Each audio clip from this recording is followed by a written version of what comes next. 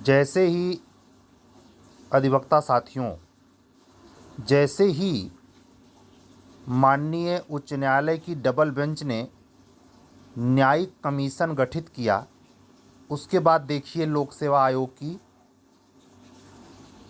गहमा-गहमी। अमर उजाला की इस खबर को भी देखिए। पीसीएस-जे 2022 भर्ती में हुई गड़बड़ी के मामले में उत्तर प्रदेश लोक सेवा आयोग के 14 कर्मचारियों पर गाज गिर सकती है। ये पहले काहे नहीं गिरी? सवाल है, ये पहले काहे नहीं गिरी? सोमवार को अनियमितताओं की जांच के लिए हाई कोर्ट के पहली बार न्यायिक आयोग गठित किए जाने से हुई किरकिरी के बाद इसके आसार बढ़ गए हैं। और आप ध्यान दीजिए, गाज गिर सकने में क्या गिरती है? निलंबित। और अंजू कटियार की तरह बाद में प्रमोशन। ये अंजू कटियार ही वो लोक सेवा आयोग की सचिव थी जिसने 610 पीसीएस-जे और 372 एपीओ जिसने निगल लिया। बार बार कहता हूं, 80% फर्जेंटी लोग हैं, 80%। यही बात यहां ध्यान दीजिए। खबर अमर उजाला की पढ़िए ध्यान से। हाई कोर्ट के पहली बार न्यायिक आयोग गठित किए जाने से हुई किरकिरी के बाद इसके आसार बढ़ गए हैं। पीसीएस-जे के 302 पदों पर हुई भर्ती की प्रक्रिया और अनियमितताओं को लेकर यूपी पीएससी की भूमिका शुरू से सवालों के घेरे में है। शुरू में खुद को पाक साफ बताने वाले आयोग के अभ्यर्थी ने जब हाई कोर्ट में पोल खोली, शुरू में खुद को पाक साफ बताने वाले आयोग की अभ्यर्थियों ने जब हाई कोर्ट में पोल खोली तो उसे फौरन यू टर्न मारना पड़ा। हाई कोर्ट में न सिर्फ कापियां पेश करनी पड़ी बल्कि सभी अभ्यर्थियों की उत्तर पुस्तिकाओं की स्क्रूटनी भी करानी पड़ी।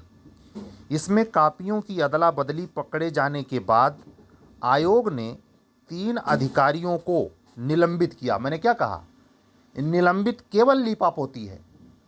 अरे इनको कोई कारावास हो जाए तुरंत का तुरंत तो भी समझ में आता है। ये पैसा दे करके, जैसे एसडीआई पैसे लूट रहा है, ये जो इसकी भर्ती होनी है, एसडीआई हर जगह केवल पैसे लूट रहा है।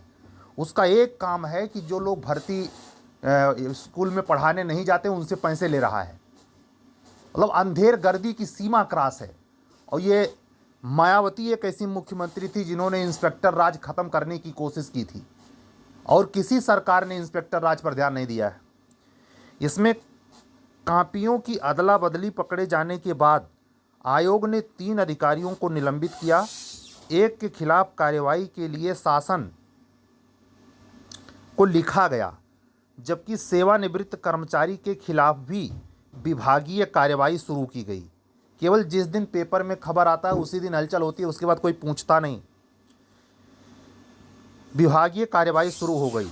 बावजूद इसके मामला खत्म नहीं होने पर अब पूरे प्रकरण से जुड़े अन्य कर्मचारियों पर भी सख्त कार्रवाई की तैयारी है। आयोग के सूत्र बताते हैं कि उत्तर पुस्तिकाओं के मूल्यांकन के बाद कोडिंग डिकोडिंग के साथ नंबर चढ़ाने के लिए कई कर्मचारियों की ड्यूटी लगाई जाती है। कर्मचारी हर कॉपी देखते हैं कि कहीं नंबर जोड़ने में कोई चूक तो नहीं हुई है। इसके बावजूद कोडिंग बदल गई और कई अभ्यर्थियों के नंबर भी ठीक से नहीं जोड़े गए। इसके लिए 14 नाम सामने बताए जा रहे हैं। आयोग इनके खिलाफ कार्रवाई की तैयारी में है। ये इसीलिए करेगा जिससे न्यायिक कमीशन के सामने अपनी कुछ लीपापोती कर सके। पीसीएस-जे 2022 भर्ती की न्यायिक जांच के आदेश से प्रतियोगियों में उत्साह है। कई अभ्यर्थियों ने यूपी पीएससी के अध्यक्ष का इस्तीफा भी मांगा है। अभ्यर्थियों का कहना है कि न्यायिक जांच से यूपी पीएससी में व्याप्त भ्रष्टाचार सामने आएगा।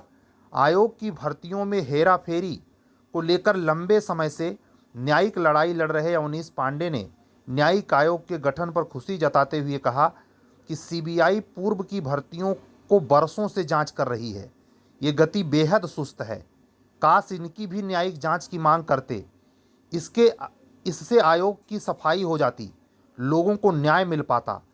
पीसीएस जे, अगर ये बात वाकई में अश्वनी पांडे जी ने कही है तो मेरी उनको सलाह तो नहीं है, लेकिन जो भ्रष्टाचार है और जिस हिसाब से भ्रष्टाचार की जांच करने वाली एजेंसियां जांच करने के कुछ ही समय अंतराल के बाद कुंद सी पड़ जाती हैं, सुस्त सी पड़ जाती हैं, सारा जोश उनका ख़त्म हो जाता है और कार्रवाई करने के पहले खुदे बोरिया बिस्तर बांध लेती हैं।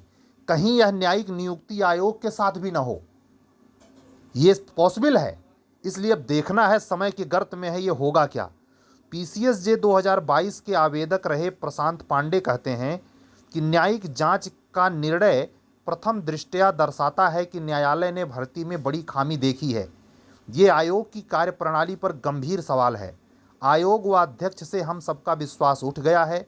अध्यक्ष को नैतिक आधार पर इस्तीफा दे देना चाहिए। न्यायालय का यह आदेश प्रतियोगियों के लिए संजीवनी है।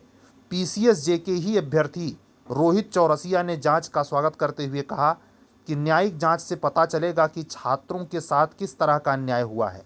यह आदेश आयोग की पूरी कार्यप्रणाली पर गंभीर सवाल खड़ा करता है। बिल्कुल सत्य है। तो एक अन्य वीडियो, मैंने एक छोटी सी वीडियो बनाई है जिसमें कैलेंडर के बारे में बात है और उसके बाद ये महत्वपूर्ण कार्रवाई की अमर उजाला से न्यूज़ है, इसको भी मैंने एक वीडियो में कवर कर लिया है, इसको भी आप लोग देखें। सत्यमेव जयते।